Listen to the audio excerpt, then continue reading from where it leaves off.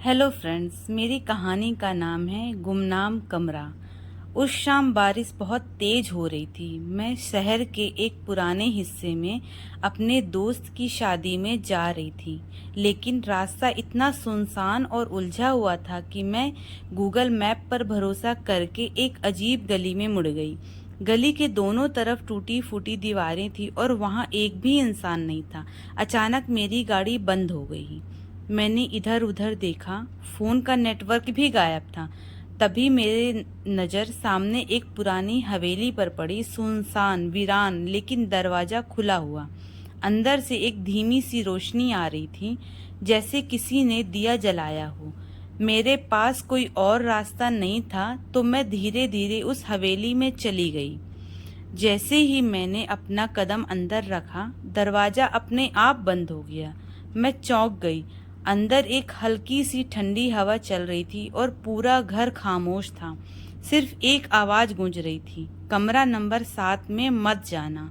ये आवाज आई कहाँ से मैं समझ नहीं पाई, पर हवेली के एक कोने में 7 कमरों में दरवाजे थे जिन पर क्रम से नंबर लिखे थे, 1 से लेकर 7 तक।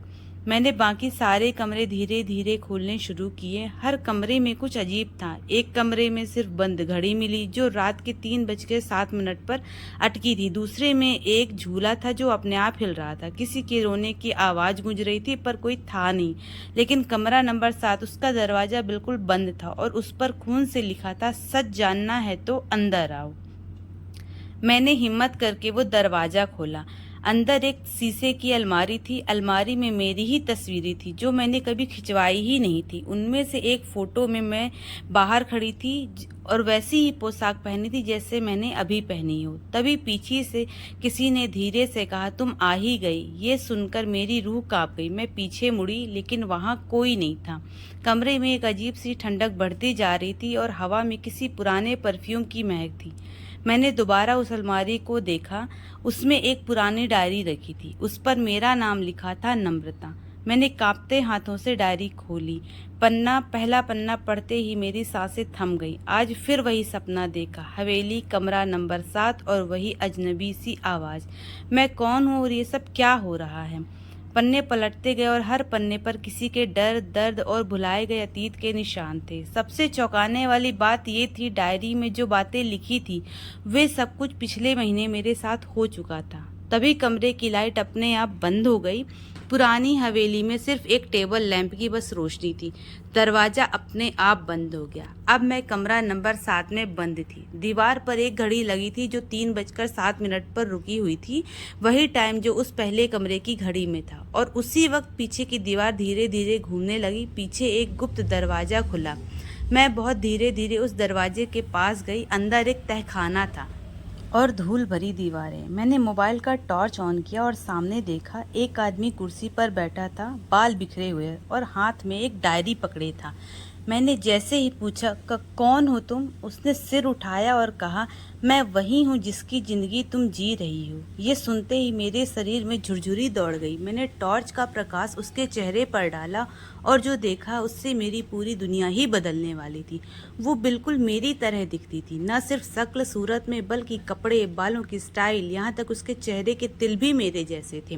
मैंने डरते हुए पूछा, तुम कौन हो और क्यों मेरी जिंदगी जैसी हो? उसने धीमे से जवाब दिया, क्योंकि मैं तुम्हारा भूत नहीं, तुम्हारा भविष्य हूँ। उसकी आंखों में आंसू थे। ये हवेली मेरे गलत फैसलों की गवाही है। मैं भी किसी जमाने में तुम्हारी तरह ही थी, जिज्ञासु, अकेली और दूसरों को खुश करने में खुद को खो चुकी। इसी रास्ते चलते चलते मैं भी यहाँ आई थी। मैं चुप थी और सहमी हुई। ये हवेली कोई इमारत नहीं, ये हर उस इंसान का मन है जो खुद को भूल चुका है। कमरा नंबर 7 तुम्हारे डर, पछतावे और खोई पहचान का दरवाजा है। फिर उसने डायरी मेरी तरफ बढ़ाई। इस बार तुम ये कहानी पूरी करके जाना ताकि अगली मैं ना आए।